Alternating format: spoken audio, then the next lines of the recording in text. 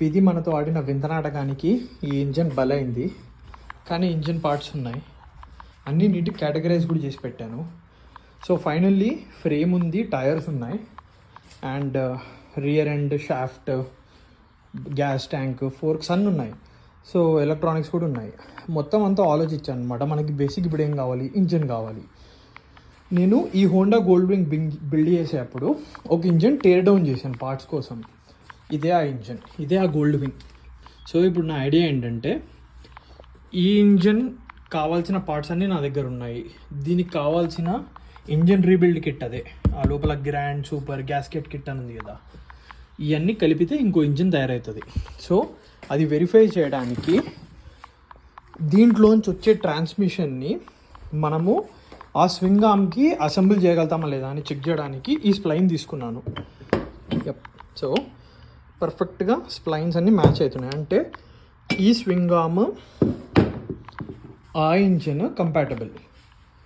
So ఇప్పుడు problem ఏంటంటే, ఈ ఇంజన్ మౌంటింగ్ డిఫరెంట్, దీని కాన్ఫిగరేషన్ డిఫరెంట్, అండ్ ఈ ఇంజన్ కూడా క్లియరెన్సెస్, దీనికి కావాల్సిన మౌంటింగ్ పాయింట్స్ అన్నీ డిఫరెంట్. ఇక బేసిక్గా ఇది చూడండి ఎంత వైడ్గా ఉందో బాక్స్, అది చాలా చిన్నగా ఉంది.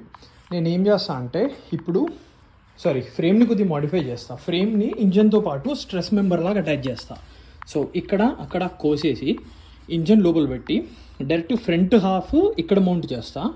కింద రీఎన్ఫోర్స్మెంట్ బార్స్ పెట్టి ఈ వెనక పార్ట్ కూడా డైరెక్ట్గా దీనికి అటాచ్ చేసేస్తాను. ప్రాబ్లం ఏంటంటే, అలా మౌంట్ చేసే ముందు స్వింగ్ ఆర్మ్ ఇంజన్ ఇన్లైన్ ఉందా లేదా చూడాలి. స్వింగ్ ఆర్మ్ ఫ్రేమ్కి సెంటర్లో ఉందా లేదా చెక్ చేయాలి.